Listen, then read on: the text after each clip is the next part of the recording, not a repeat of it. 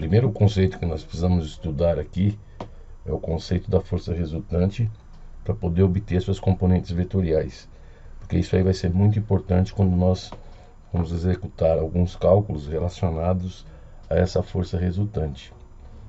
Então, com isso, nós precisamos saber o que é essa força resultante, né? Então, é uma força que vai produzir o mesmo efeito que várias forças aplicadas em um corpo. Quando a força resultante é nula, nós podemos dizer que o ponto material está isolado. Então, os problemas necessitam que temos de encontrar uma força resultante no equilíbrio, e para isso, essa força resultante no equilíbrio estático, ela sempre vai ser nula, não importando a direção que a gente vai estar trabalhando. Porque aí nós vamos poder caracterizar o sistema como sendo um sistema em equilíbrio estático.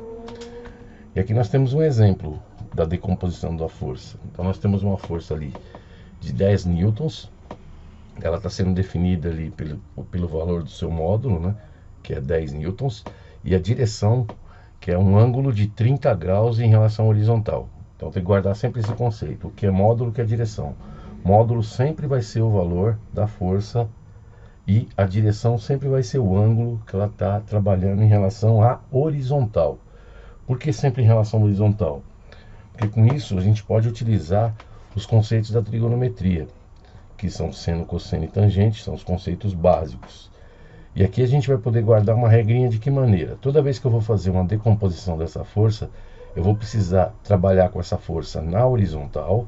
Então eu vou fazer uma decomposição dessa força na horizontal e uma decomposição também na vertical, levando em conta sempre o quê? Sempre essa direção, que é o ângulo formado com a horizontal. Projetando essa força na horizontal, o que eu vou fazer? Esse vetor, essa setinha, eu vou projetá-lo trazendo para este eixo. Quando eu faço isso, eu estou pegando essa força, apertando o ângulo.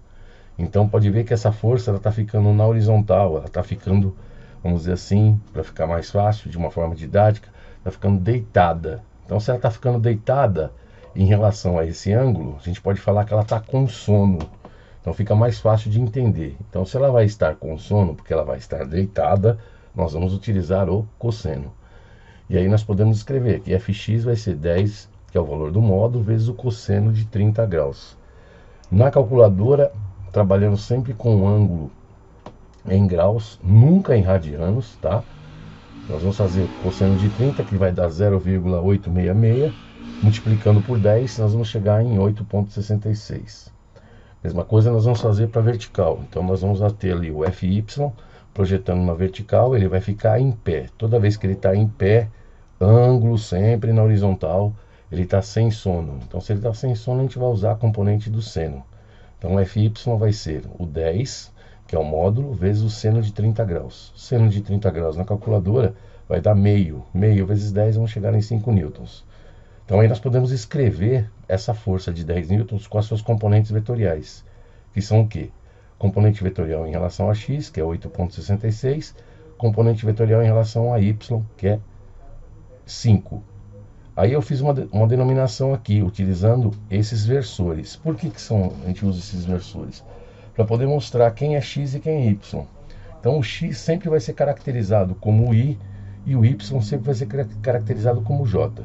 Se nós tivermos, por exemplo, uma componente em z, que ainda nós não trabalhamos ainda com a componente em z, que aí seria um sistema de força resultante no espaço, aí ele apareceria com uma outra componente aqui, que seria a componente k.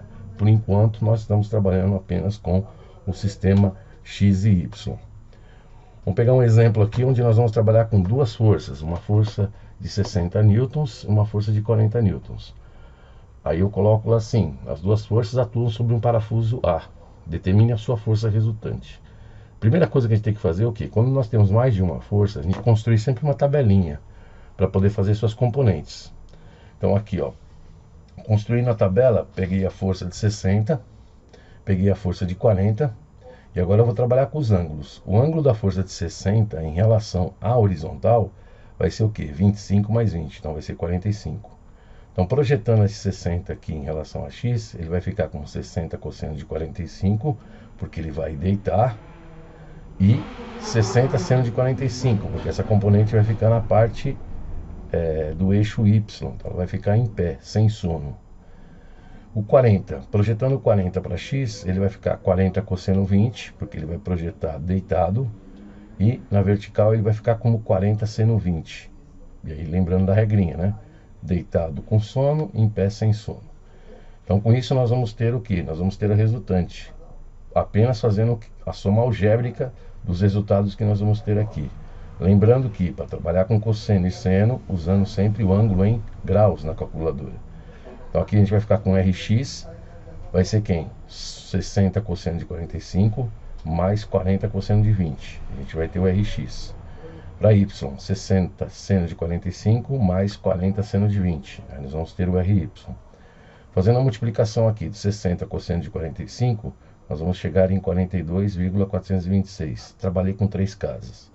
40 cosseno de 20, vamos chegar em 37,588. Somando os dois valores, nós vamos chegar em 80,014. Mesma coisa serve para poder trabalhar com y, né? 60 seno de 45 também vai dar o mesmo valor, porque 45 graus é o único ângulo onde o seno e o cosseno são iguais. Então vai ficar 42,426 para 60 seno de 45 e 40 seno de 20 seria 13,681. Somando esses dois, nós vamos chegar em 56,107 newtons. E para escrever em forma de componentes vetoriais, nós vamos pegar o que foi resultado de x, que é 80,014i, e o resultado de y, que é 56,107j. Então nós sabemos que essa componente é a componente que está em x, e essa componente é a componente que está em y. Então essa parte introdutória nós trabalhamos sempre com a força no primeiro quadrante. Pode ver que ela está aqui no primeiro quadrante, x positivo, y positivo. Agora nós vamos trabalhar com outras formas, utilizando os outros quadrantes também, que aí os valores vão ser diferentes em relação aos sinais e às operações que nós vamos executar.